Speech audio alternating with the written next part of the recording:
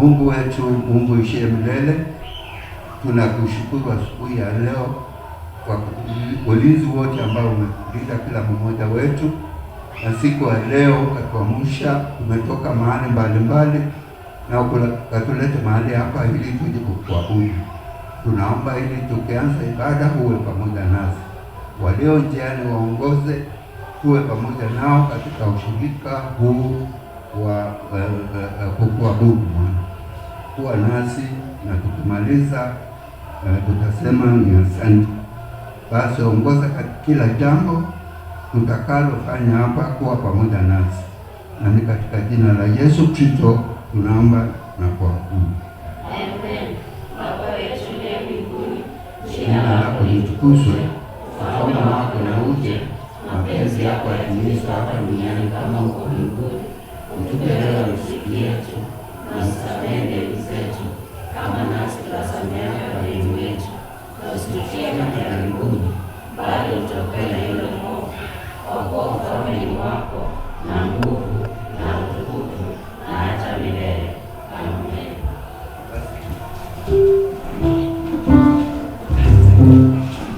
Hana roho zetu tumeziandaa, tuko tayari Mungu kusikia kutoka kwako. Nena kwa maana Mungu tunasikia. Asante Mungu kwa umbali ambao umetuleta, tunajua utatushika mkono hadi mwisho. Kwa Yesu Kristo twaomba na kuamini. Amen. Kuna mahali ambapo tunapaswa kurejea, na leo nimekumbuka ya kwamba kuna kitu moja nilikumbuka wakati mmoja. Nilijua ya kwamba wakati ambao mtu amefikiwa na neno la Mungu na amepeana maisha yake kwa Kristo, I was trying to imagine of that first impact. Yani hilo jambo la kwanza ya wokovu. Wewe mwenyewe, yani ule ushirikiano wako wewe na Mungu, na ule ushirikiano wangu mimi na Mungu.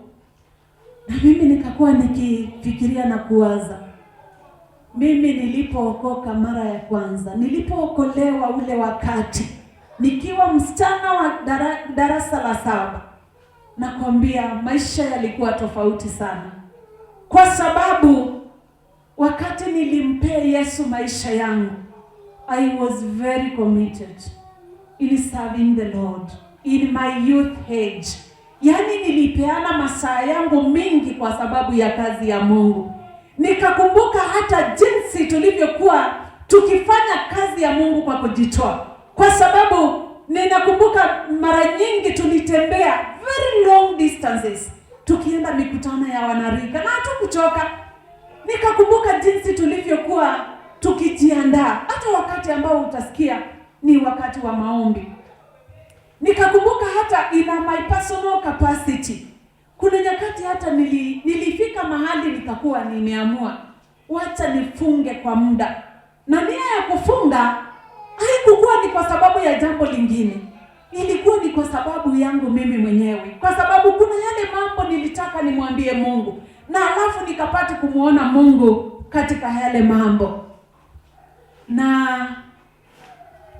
nimekuwa nikiwaza, wakati mmoja Yohana Batizaji akiwa katika kizima cha Potimo alipewa ujumbe kwa sababu ya ile kanisa la Efeso. Ile kanisa lile liliambiwa mambo kadhaa, kwamba ni kweli limefanya kazi inavyostahili, wamesimamia imani, wameishi jinsi inavyostahili. Tukisoma katika kitabu cha Ufunuo, mlango ni huo wa 2 mstari wa 1 hadi wa 7.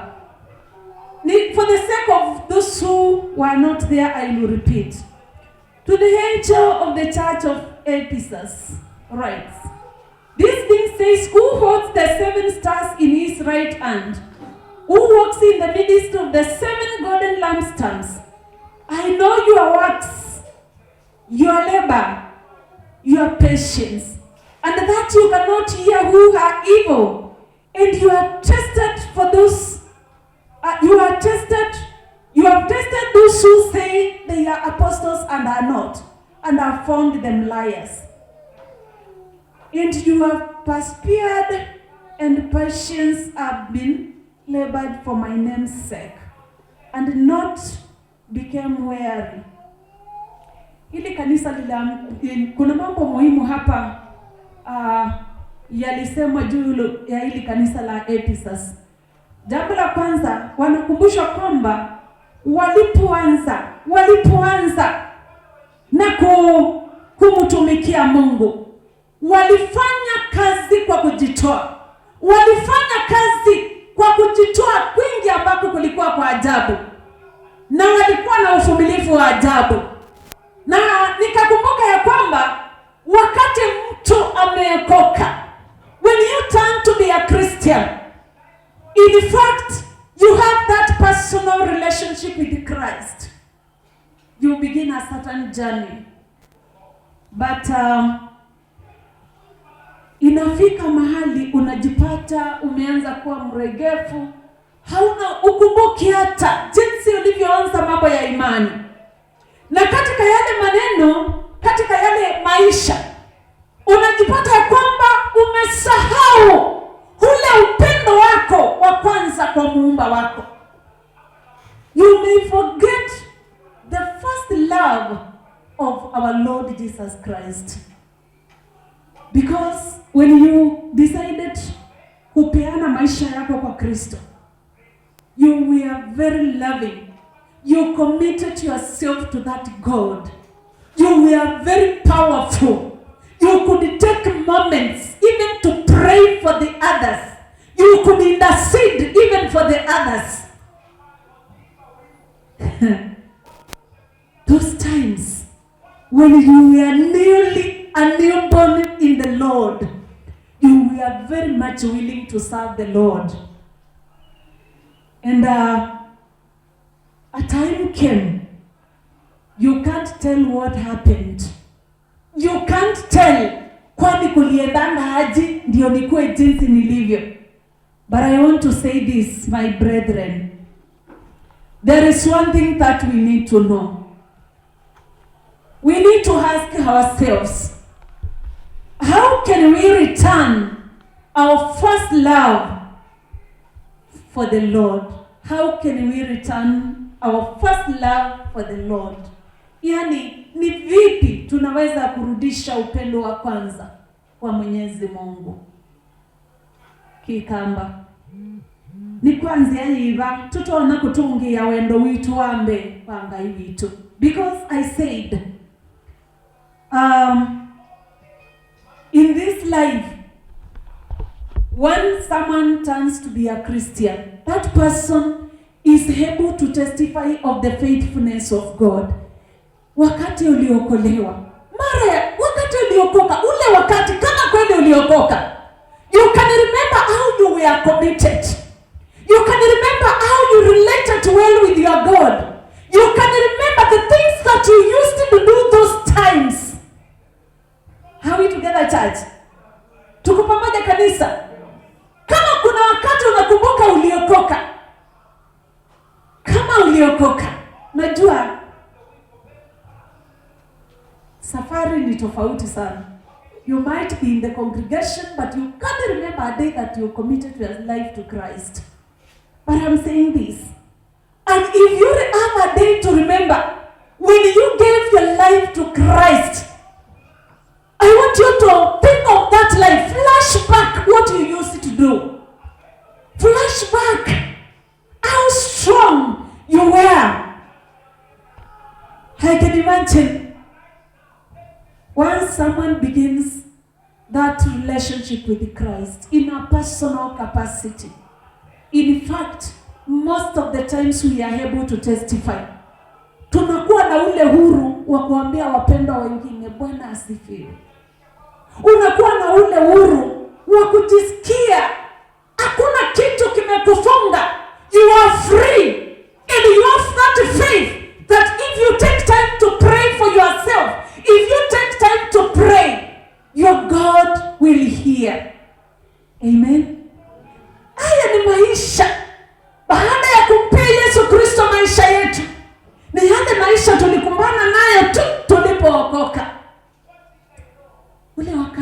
tulikuwa ni wasomaji wa Biblia. Tulikuwa tunasoma Biblia sana. Mimi sijui ulikuwa nafanya nini, lakini tuambatane tu.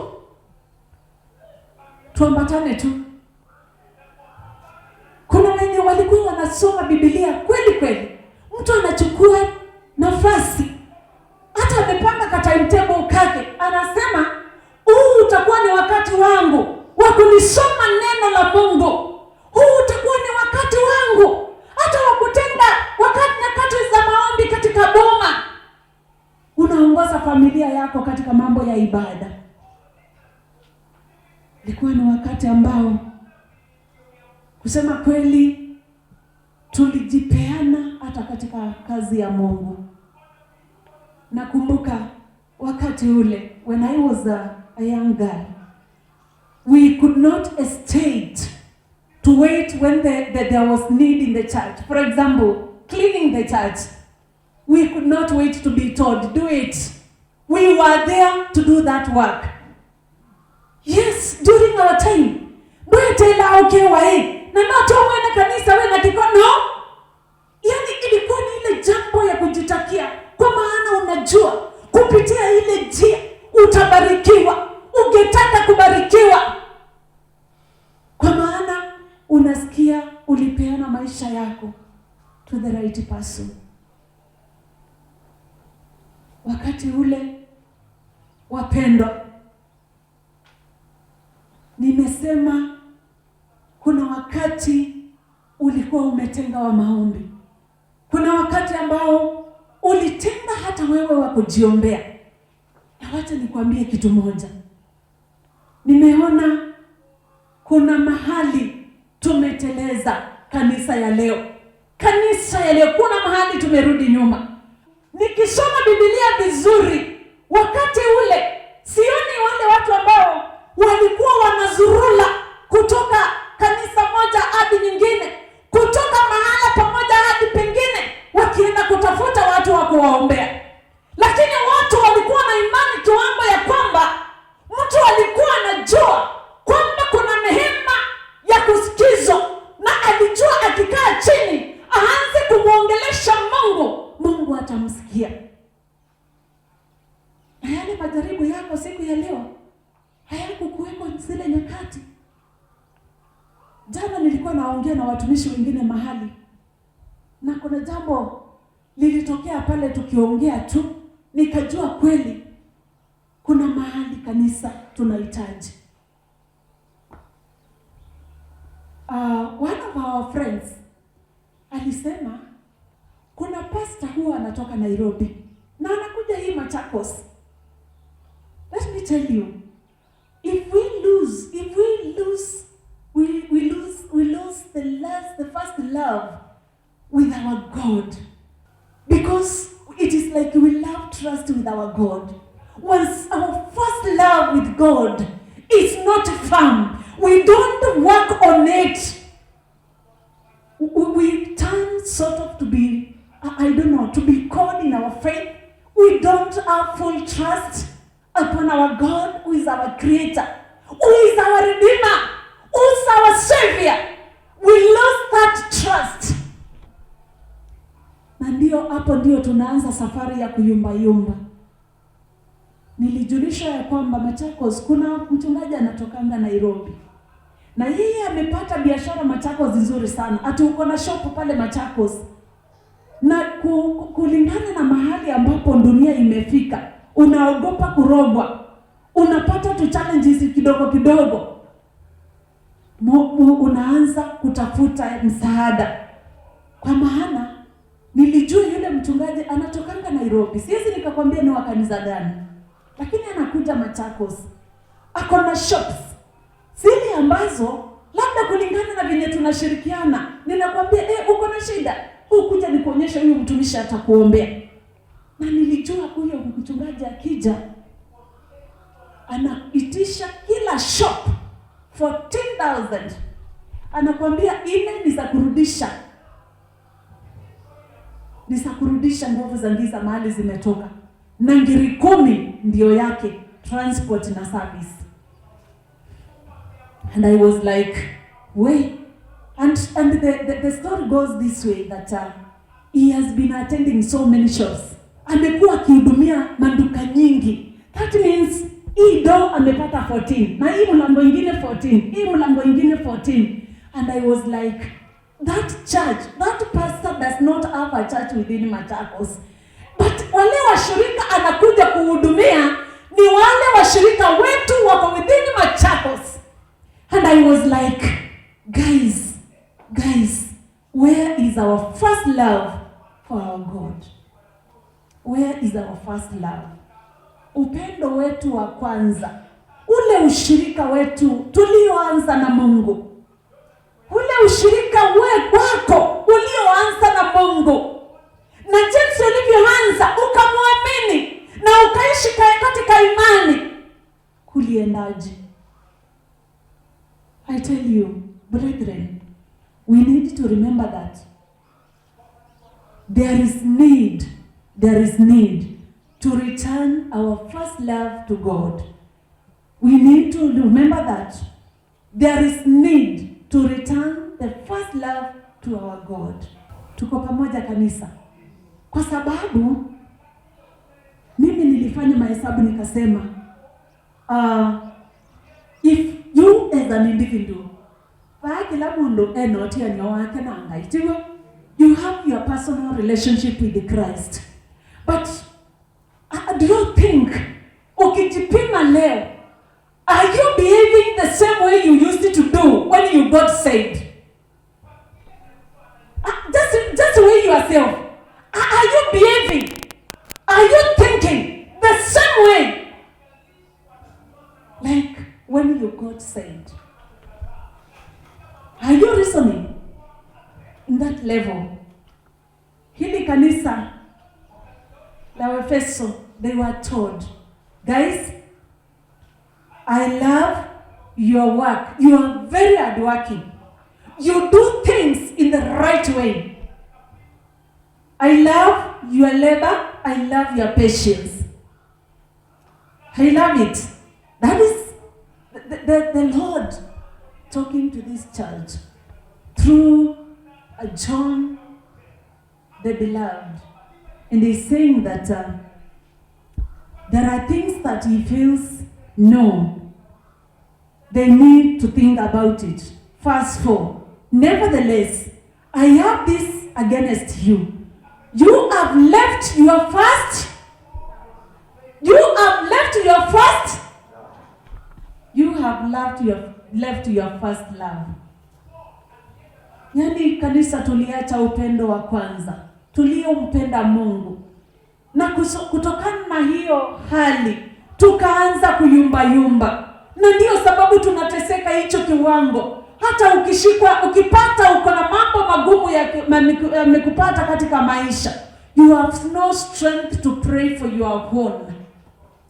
Unasikia kuna mwingine anasema leta kifagio tufagie umaskini. Kuna mwingine anasema leta mafuta, unapewa chupa mzima ya olive oil ukunywe. You know, sometimes the Bible is very clear.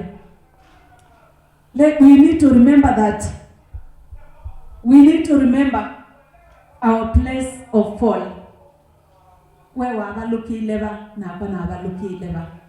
There is need to remember.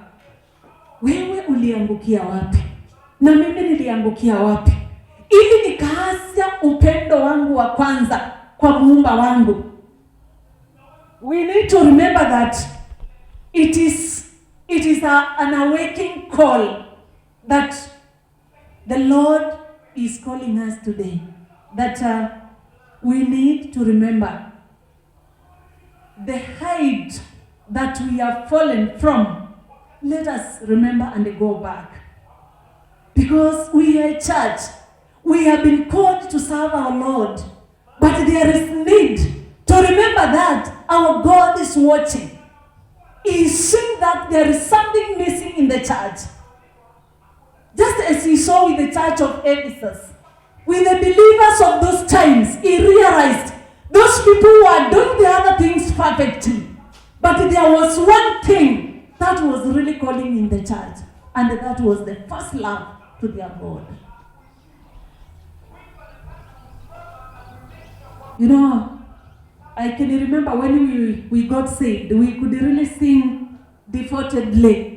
Weu walioko kumana tangiwa, weu walioko kumana tangiwa, weu walioko kumana tangiwa, weu walioko kumana tangiwa,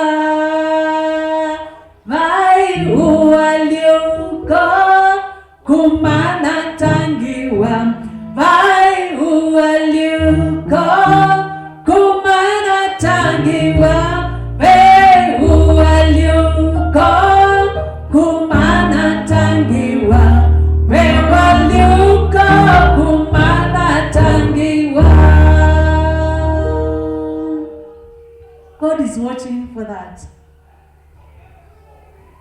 Niliuliza swali rahisi tu. Wewe ukijioji katika maisha yako kama Mkristo, kama kweli uliokoka, yale maisha uliishi ule wakati ndio maisha unayoishi siku ya leo? Hi guys. Hi church. Yale maisha tuliishi ule wakati ndio maisha unayoishi leo?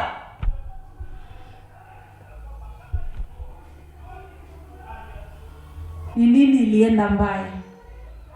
Today, church, we are reminded that we need to remember there is need we return to our first love for our God.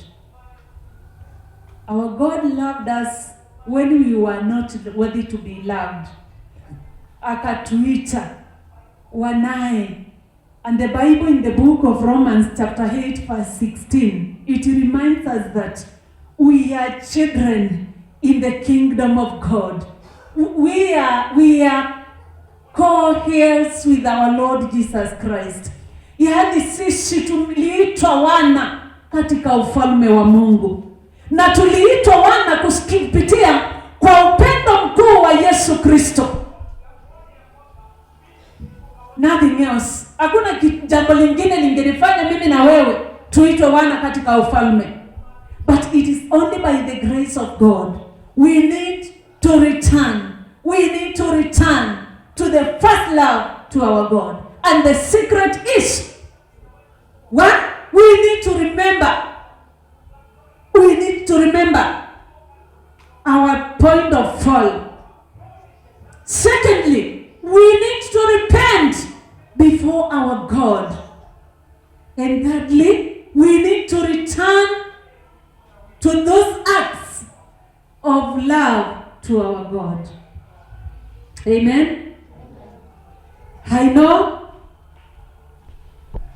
sometimes we may not know. It is so unfortunate that some Christians just fall away. They lose that love, but they don't know. They lose that great relationship with Christ, but they don't think about it. They just pursue life. Kusukuma tu maisha kwa sababu ni kawaida ninaishi. Tunasukuma tu. Lakini nataka kusema ya kwamba we need to know that our God is so much concerned, and we need to remember our point of fall. In your personal relationship with Christ, you need to remember your point of fall. Yaani lilikana we bala wabalukile na kwa bala nidana wabalukile. Ni kanani tuike, kanani menenji nye kweboya. Ni kanani bike kiwango cha kwithia. It is like I have no faith in God that He can take care of my personal needs. And that's why unaona watu wakipotea. Watu wameyumba katika hii dunia. Watu wameteseka. Na watu wamepata mateso mingi. Just because of growing cold in their great love to their God. Because wakati tulipoteza upendo wetu wa kwanza, we tend to lose everything pertaining matters of faith. We don't believe that our God is able. We don't believe that our God is in control. And because of that, tunakuwa tu kama kondoo ambao hawana mlinzi. We live as if there is none as our shepherd. But I want to remind you that as Christians, we need to know that this is a matter that is well worthy to be addressed. It is a matter that is worthy to be addressed, especially these times. We need to remember in our personal capacity. Remember your personal relationship with God. Remember, wewe ulipookoka ulikuwa unaishi maisha ya namna gani? Yale matendo uliyatenda kwa upendo. I was trying to imagine how sometimes we could even take time and pray for the others. We intercede for the others. I know, just as I was thinking with this kind of great love, the first love, those acts of great love, they demonstrated the life in the first church, according to the book of Acts, chapter 2. Kanisa la kwanza lilikaa kwa upendo, lilimega mkate kwa umoja, walishirikiana. Hakuna mmoja katikati yao aliyetajwa kwamba alikuwa anahitaji. Kwa maana walisaidiana, walipendana, walinyoshiana mkono wa kusaidiana. Na wale watu walifanya kazi ya Mungu kwa kujitoa. I was trying to imagine. I can remember, labda some of us, when you got saved, and you a time came ukajua kuna kadi ya fungu la 10.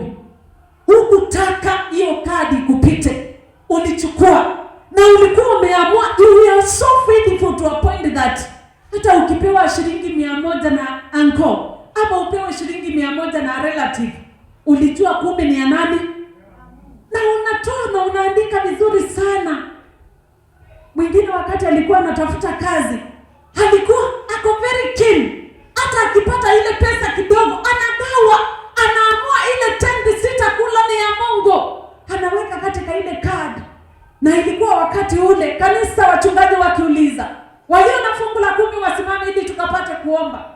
Ilikuwa ni kama kanisa yote inasimama, regardless of whatever you are giving, because you know you are so faithful to God. You want to be faithful to God. Yani, haulazimishi kutoa fungu, because you have the word of God and it started sinking in you and you became part of that ministry. Na ulikuwa mwaminifu sana. I was thinking over today.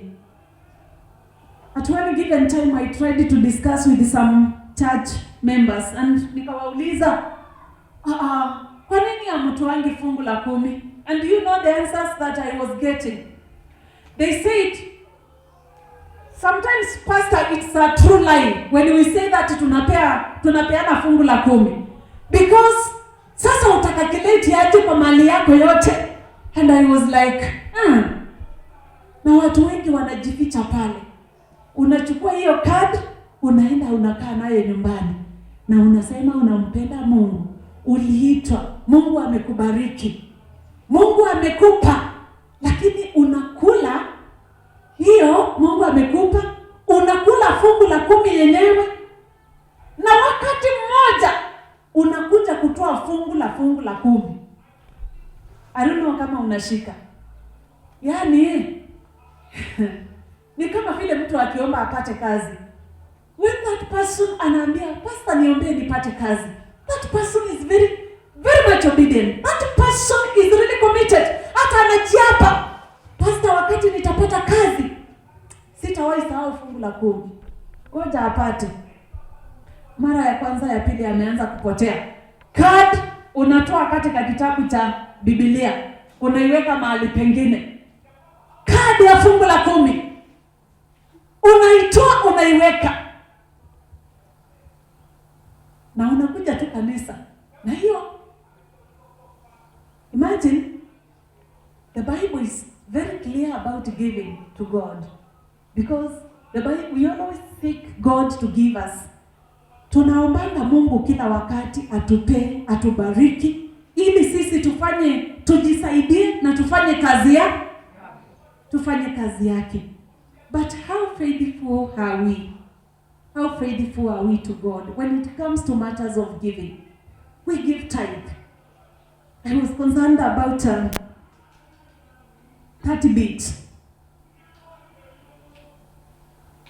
bit of tithe. Wakati unapotoa fungu inasimama kama hua kwa kazi yako. Inasimama kama hua kwa gala lako. Inasimama kama hua kwa your family. Inasimama kama hua kwa all what you do. And the Bible is very clear that the promises of God are true and amen. That once we serve the Lord, we fulfill the word of God. He is very much willing to open doors of heaven, to bless us until we lack a place to put it. Tuko pamoja? And I know, mimi najua wakati wewe uliokoka ulikuwa mtiifu sana. Ulikuwa tu mtiifu kama mimi. By the way, wakati uliokoka wewe ulikuwa tu mtiifu kama mimi. Haukuchelewa kutoa fungu la 10. Haukuchelewa kutoa sadaka, na hukutoa tu sadaka kwa sababu umeipata iko mkononi. You gave the offering out of a certain personal commitment. Yani ni wewe hawezi kana ngaini wone ngeche mbesa hii. Kwa ekane sumie ona kene kane kata. Anga dime haukutaka kutoa kwa sababu ati pastor amesema. Ulitoa kwa sababu unakumbuka kuna neno la Mungu linaongelelea matoleo. Na unatoa kwa moyo wa kupenda. Unatoa kwa moyo mkunjufu. Unatoa kama siri yako ndio Mungu akubariki. Lakini mimi nauliza, imekuwaje wapendwa siku hizi? Kulienda haji, tunachukua hiyo fungu la 10, kadi ya fungu la 10 na tunaweka nyumbani. Imekaa tu kwa mfuko. Kulienda haji. Our first love to our God needs to be brought back. Amen. Nito hili itako tungi ya wendo usuhambe. Uloto amwendie ngaiwe ito na lo. We need to do it. I was concerned about the service to our God. Service. Ile tunamtumikia Mungu. Tunamtumikia Mungu hata sometimes kutumia nguvu zetu. And I was thinking about wakati Nehemia alienda kuregesha ukuta wa Yerusalemu. Alipoenda pale, alishirikiana na wapendo, aliwaita the remnants, aliwaita akawaambia kujeni. Na akawapanga vizuri. And I can imagine how they were anxious. Na hao watu walifanya kazi ya mikono, walifanya kazi ngumu. Na hakuna mtu alilalamika, hakuna hata mmoja. Hakuna hata mmoja. Hakuna hata mmoja. Nimekuwa nikikumbuka how he assembled even singers. Akasema kama ni kwaya akawaweka pale wafanye kazi ya uimbaji. Akawaweka wengine pahala hapa ili wahakikishe kuna amani. Akaweka watu sehemu mbalimbali ili wapate kurejesha utukufu wa Yerusalemu. Na mimi leo ninataka niwaambie wapendwa, we are called, once we got saved, we were called to the service of our God. Na yige nende wendie kuliai wewe yoji as an individual. Ukijichukua wewe mwenyewe as an individual in personal capacity, how do you give service to your God? How do you do it? How?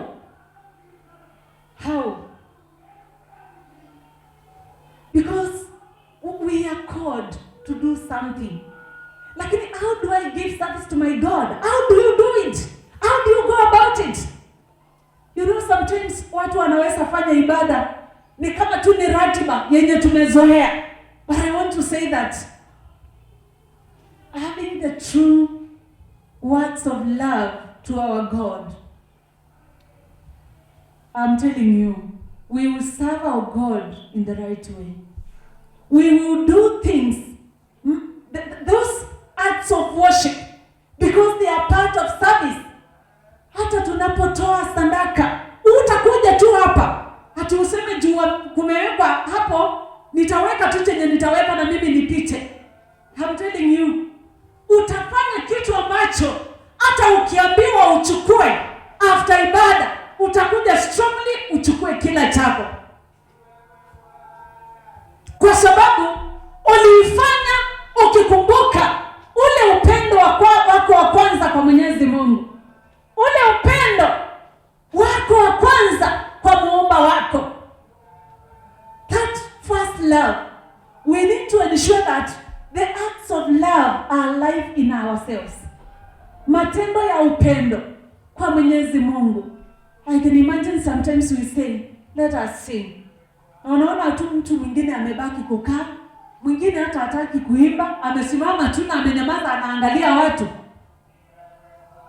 Na upendo wa kwanza ukipotea, unaamka tu, sometimes unasema hata mimi siendi kanisa, wacha nikae tu hapa. Akadela idena kabwele. Nahika baba, yasi akadela idena, wacha nifanye ibada na kabwele. Hata kabwele unaanza kusikia yale mambo mengine inakujanga. Ina faida gani unakaa nyumbani, hujashiriki na wapendwa wenzako, lakini wewe umekaa nyumbani unasema wacha niabudu hapa na kabwele inatosha, wacha nifungue niweke ng'ang'a ananibariki, wacha niabudu naye. The Bible in the book of Hebrews chapter 11, it says that our brethren, let us not give up meeting together as some have done. Endo teikaikio kwa manamabwe otondo hapo meekiata maekie kaikwe andu maekie. The Bible is reminding us that with the true love, if we return the true love of God, of our God, we are going to serve Him diligently and committed. We are going to serve our God with a lot of commitment, no matter what will happen. Yani tukenengana wianeo tukamudhukuma ngai kwa kwenda kunene, tukamudhukuma ngai freely, kwa sababu wokovu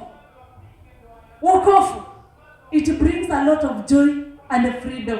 Yani nduka adokuma ngai to kuingiwa ukadokuma na ngo ya kwenda niki nundu ni wisi ulo adokuma wenu ni wisi ulo adokuma kwekete hata. Are we together, church? We need to remember that we have been called, and we need to remember that let us strive to return our first love to our God. Tung'ang'ane sana kurudisha upendo wa kwanza kwa Muumba wetu. Wakati tutarudisha upendo wa kwanza kamili, ili kanisa litakuwa lingine. The church will be revived, because this is the time we will have people who will be willing to intercede for the church. Kutakuwa na kitu katika maisha yako, tutakuwa na uwezo wa kujengana in the spiritual realm. We will be willing to build one another spiritually.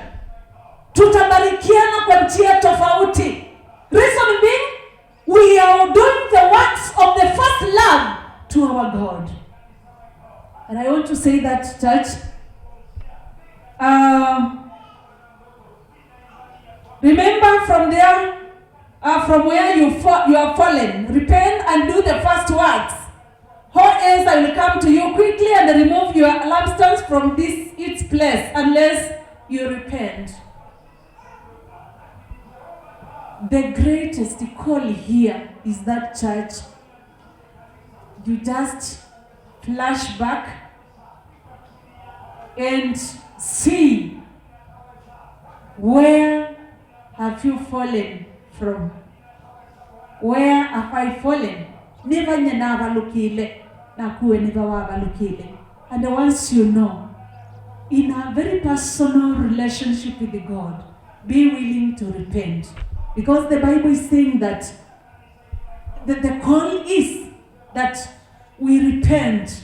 We repent because that one is going to revive our relationship with our God once again. We need to repent. We need to resume that warm relationship. And we will be secure. Because whatever is troubling this world will not be part of our troubles. Because we know our God is there. Our God lives. And that's why one of the composers of the songs could really and happily sing, because He lives, I can face tomorrow.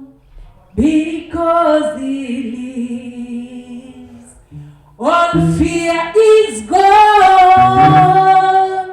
Because I know He holds the future. And life is running, living just because He lives. Because He cares, I can face tomorrow.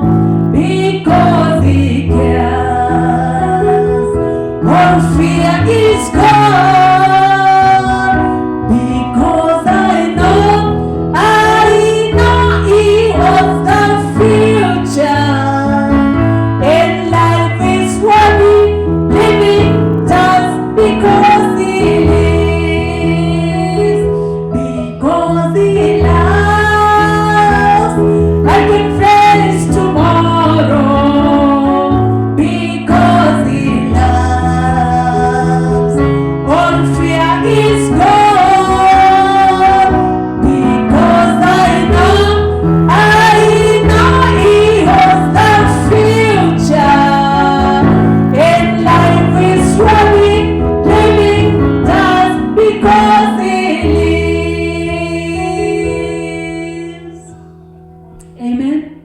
Because your Savior and my Savior lives, we can face tomorrow when we stick to our first love to God. We need not to fear. We need to hold to that great faith. Let us revive that our personal relationship with God. Yani ila watambi weka nekwe yenengo lilikana igeto inenga nita munokuvoya. We could really sing in the church in our youthful stage. We could really commit ourselves to the service. Toyangana na mapasta pe wate ikai na ikai. We were there for them. And we could really do a lot. We knew it was our commitment. Our parents might. We didn't bother our parents. Reason being, we had given our lives to Christ, and we wanted to obey the word of God. We wanted to obey God through His word, because we wanted to tap those blessings. We wanted to have it.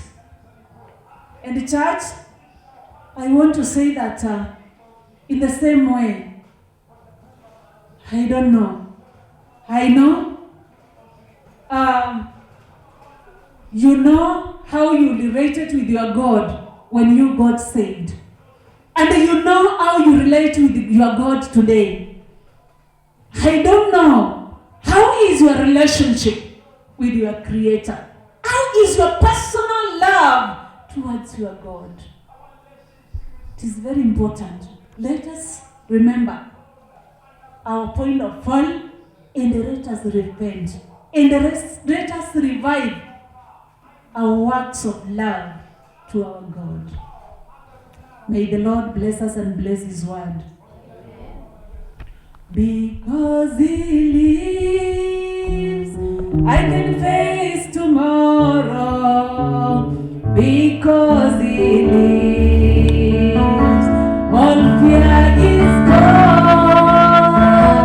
Because I know He holds the future. And life is worthy living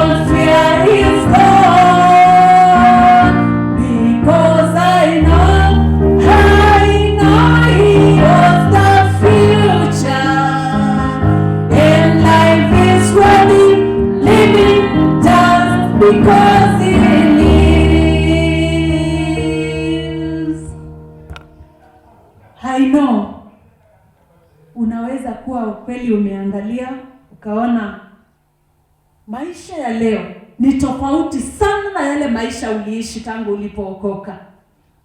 Na ungetaka kuambia Mungu kusema kweli, God, I have remembered my point of fall. God, I have remembered my point of fall. And I repent before you because you are only creator. I want to have that warm and close love. I want to love you more, God, than I did yesterday, than I did even in the past. God, I repent. You have remembered. Kuna mtu anasema nimekumbuka mahali nilipoangukia, na anaambia Mungu, ninatubu mbele zako kwa maana unajua. Yes. Kama ni wewe ni mmoja wa kusema kweli Mungu ninatubu, weka mkono juu. Inafaa sisi kurudisha upendo wa kwanza kwako katika jina la Yesu. We have seen your relationship with the church of Ephesus. And we have known that you spotted that Lord, the first love was no more in that church. And it could have been the same case with us. And our God, we pray that Lord, you may shower your mercies on each one of us. People have just flashed back in their lives and they have seen the need. They have seen their point of fall and they have just seen the importance of repenting. God, we have repented to you because it's only you who can cleanse us, who can draw us back unto you. We pray that our God, you are going to revive our love, our first love to you. May you, God, see us through. Mungu wetu ukatukumbushe upendo wa kwanza kwako.